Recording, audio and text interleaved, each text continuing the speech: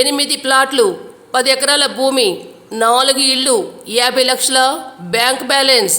Excise superintendent అవినీతి భాగోతం మీరే చూడండి.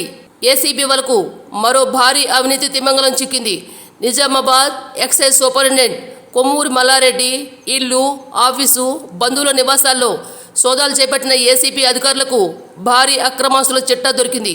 భారీగా కమర్షియల్ ప్లాట్లు, వ్యవసాయ భూమి, స్థిరాస్తులు, లక్షల బ్యాంక్ బ్యాలెన్స్, కీలక పత్రాలు లభించాయి.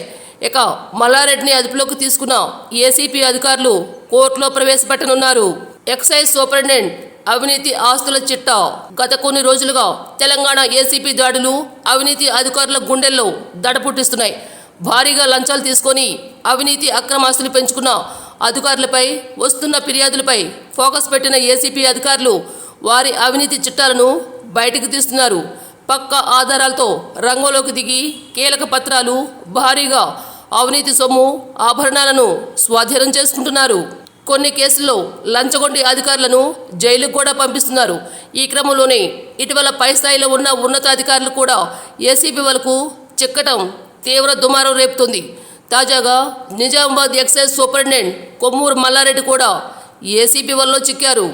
కొమ్మూరు మల్లారెడ్డికి ఆదాయానికి మించిన ఆస్తులున్నాయని రంగంలోకి దిగిన ఏసీబీ అధికారులు నిజామాబాద్, హైదరాబాద్లో మంగళవారం ఉదయం నుంచి సోదాలు చేపట్టారు.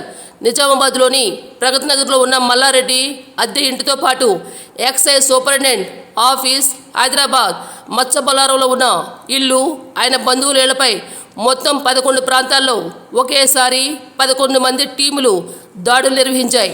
ఉదయం నుంచి లెక్కలు తీసిన ఏసీబీ అధికారులు భారీగా ఆయనకు అక్రమాస్తులు ఉన్నట్లు గుర్తించారు. కొమ్మూరు మల్లారెడ్డికి 4 ఇళ్లు ఉన్నట్లు ఏసీబీ అధికారులు తేల్చారు. ఒక వాణిజ్య భవనంతో పాటు 8 ఖాళీ ప్లాట్లు, 10.23 ఎకరాల వ్యవసాయ భూమి కూడా ఆయనకు ఉన్నట్లు గుర్తించారు. ఇక మల్లారెడ్డి వద్ద సుమారు 3.31 లక్షల నగదు దొరకగా బ్యాంకు డిపాజిట్ల కింద మరో 50 లక్షలు ఉన్నట్లు వెల్లడైంది. మల్లారెడ్డి భార్య, ఆయన కుటుంబ సభ్యుల పేర్లపై 3 బ్యాంకు లాకర్లు ఉన్నాయని ఏసీబీ తనిఖీల్లో తేలింది. ఇక కొమ్మూరు మల్లారెడ్డిని ఇప్పటికే అదుపులో తీసుకున్న ఏసీబీ అధికారులు ఆయన్ను నిజామాబాద్ నుంచి హైదరాబాద్కు తరలించారు. ఈ అక్రమాస్తుల విచారణలో భాగంగా మల్లారెడ్డి, అతని కుటుంబ సభ్యుల పేర్ల మీద ఉన్న బ్యాంకు లాకర్లను త్వరలోనే తెరవనున్నారు. ఈ సోదాల్లో గుర్తించిన మొత్తం ఆస్తుల విలువ ప్రభుత్వ లెక్కల ప్రకారం సుమారు 3 కోట్ల వరకు ఉందని అధికారులు అంచనా వేశారు. కానీ మార్కెట్ విలువ ప్రకారం ఇది అనేక రెట్లు ఎక్కువగా ఉంటుందని పేర్కొన్నారు. ఇక ప్రస్తుతం ఏసీబీ అదుపులో ఉన్న మల్లారెడ్డిని బుధవారం కోర్టులో హాజరుపరచనున్నారు.